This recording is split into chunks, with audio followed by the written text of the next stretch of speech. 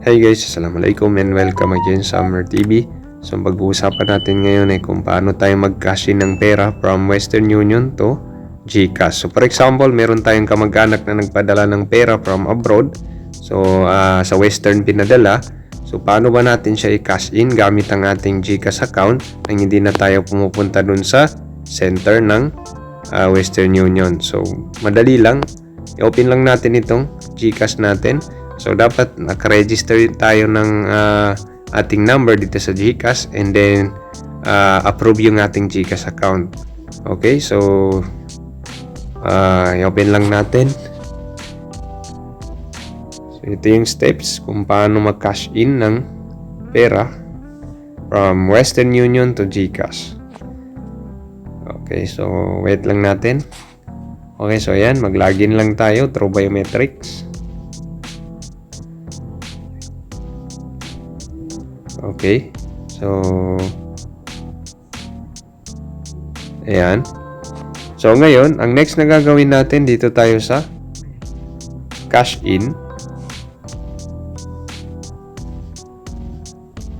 Okay. So ayan, dito sa baba meron tayong makikitang recent partners. So, kung hindi natin mahanap dito lang tayo sa Global Banks and Partners. So, ayan, as you can see, meron tayong makikitang Western Union. So, i-tap natin yan. Then, ilagay natin dito yung expected amount. So, tingnan natin. So, meron ditong sample. Ito yung pinadala sa akin. So, actually, na-cash in ko na ito. So, gusto ko lang ipakita sa inyo kung paano yung steps. So, ilalagay natin itong Western Union reference number. So, 10 digits yan. Okay. So, ilalagay natin dito sa MTCN. Ayan. 895 710 725 258. Ayan.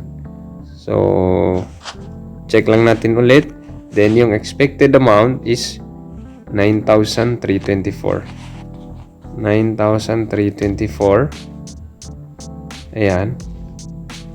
So, ngayon, next lang natin. Pag okay na. So, next lang natin. Okay, so, ayan as you can see. So, since na-cash in ko na ito dati, so, hindi niya ma-complete yung MTCN kasi matagal na yan. So, sample lang yung pinakita natin ngayon. So, pag pindot natin ng next, so, ang makikita natin is yung details. Kung correct na ba yung details natin. So, pag correct na, so, pag next natin ulit, so, automatically, papasok na yung pera natin. Pag no-notify si Gcash na nakapasok na yung ating pera sa ating Gcash account. Okay, so, hindi na natin kailangan pumunta dun sa palengke para mag-receive ng pera from Western Union. So, napakadali na ngayon. Pwede na tayo makareceive gamit ang ating Gcash account. Okay, so ganun lang kadali. So, I hope nakatulong ito sa inyo. Thanks for watching and don't forget to subscribe to Summer TV for the latest videos na aking i-upload. Sukran and wassalam.